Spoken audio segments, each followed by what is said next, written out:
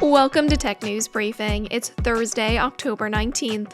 I'm Zoe Thomas for the Wall Street Journal. At the WSJ's Tech Live this year, top of mind for many people was the role artificial intelligence could play in improving productivity. For Meta, the parent company of Facebook and Instagram, that includes how productive we are in conversations with our friends. Meta's Chief Product Officer Chris Cox spoke with our senior personal tech columnist Joanna Stern about the company's plans for AI chatbots and how they fit with its other goals, like developing a metaverse. Here are highlights from their conversation. So I want to ask a little bit now about the AI you're putting into your own products. You've put some chatbots, you're rolling this out, you announced this at Connect a few months ago, or a few weeks ago, that you're putting in chatbots in Instagram, Messenger, WhatsApp. What is your hope there, that we're all going to sort of converse with chatbots just alongside our friends? Basically what we announced is that in WhatsApp or Messenger, or Instagram, you can go and you can choose in English in the US right now. We're doing a slower staged waitlisted rollout. You can chat with a Meta AI, which is an AI. Mm-hmm. The AI it's built on top of an improved version of what was Llama 2. You can ask it anything you want. It is tuned for safety and security and all of the things, so it will decline to get into nasty conversations with somebody. I've tried. We did too. Yeah. It's good. It has not wanting to. Yeah, it's quite good. No building a bomb, nothing. We did a partnership with Bing. Once you have it connected to a search engine, you can ask it about stuff that's going on now, and you cannot get something that's like 6 months old or 9 months old, which is one of the types of problems you need to solve to make these useful. So there's the search integration. You can add it to a group chat. Mm-hmm. And so if you look at a lot of the conversations on Messenger and WhatsApp are people and their best friends or people in their family. A lot of what happens in those is coordination. Mm-hmm. Like, where should we meet up? Where should we get dinner? And a lot of times you notice you're pasting links back and forth. Somebody's going and searching. Yep. You're typing in the thing. You're taking all this context in your head. You're bringing it over to a new app. You're opening the app. You're searching. You're pasting the link back. You're going back. That person's visiting the link. It's this whole thing. And the basic idea is, what if you could just have all of that happening in one place? So you just ask the AI, hey, we're making pumpkin pie tonight, for Thanksgiving. What should we pick up? And you just have it all there. It's quite fun.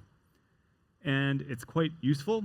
Yeah, well, we actually have a screenshot here of this interface. And so, I mean, you've got celebrities that are not, well, they are celebrities. They're acting. They're acting, yes. But they're AI personas. Exactly. So the other thing we built is, in doing the research for like, how do you make these chatbots engaging? Like, what is it that people, like, works for people with these chatbots? There's a lot of people that are like, I want something with a personality, and I want like a fitness person. Like, I'm really into fitness. Yeah. Like, I want to talk to an AI that can help me like train for a marathon. And I want to talk to it about my training program. I want to talk to it about the shoes I choose. I want to talk about my diet, like all the things that a marathoner thinks about. And I want somebody that like feels and like, to me, like they're not like a robot. Has some personality. Yeah, has some personality and is somebody I can connect with. So we also announced, I mean, there's over 100 million businesses using WhatsApp as a business. You travel to India, to Brazil, to Mexico.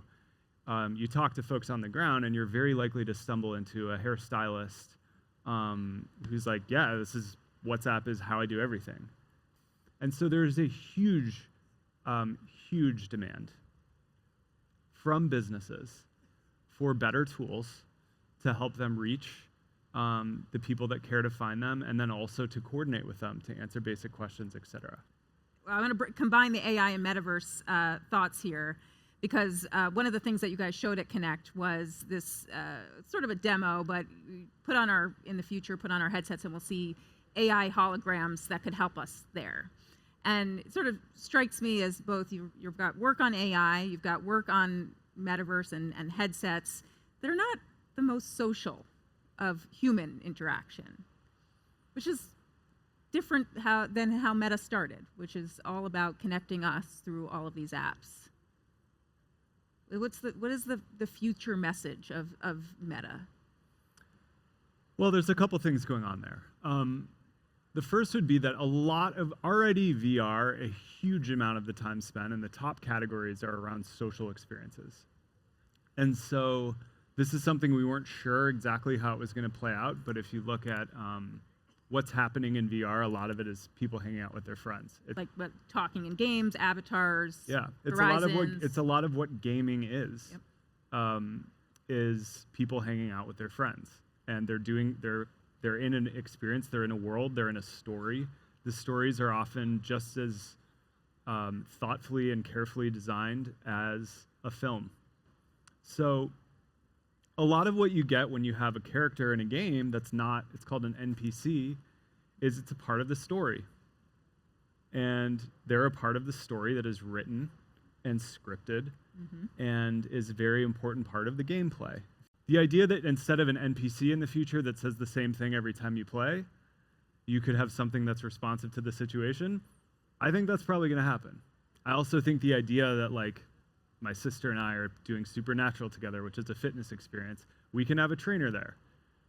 And instead of the trainer being a loop that just says, hey, now stretch your abs, you have the trainer like responding to what you're doing. So the idea basically being that in the metaverse, we'll be connecting both to humans, real humans on the other side of their headsets, and we'll connect to AI or whoever embodies these avatars. Yes, in the same way that you're already connecting with characters in film, in games, and in lots of in literature as old as time. Okay. I put my headset on to do some of that. Thank you so much, Chris, for being here, and thank you all of you for your great questions. Thank you so much, Chris. Yeah. That was our senior personal tech columnist Joanna Stern speaking with Meta's Chief Product Officer Chris Cox at the WSJ's Tech Live. And that's it for today's Tech News Briefing. This show was produced by Julie Chang with Deputy Editor Chris Sinsley. I'm Zoe Thomas for the Wall Street Journal. We'll be back tomorrow. Thanks for listening.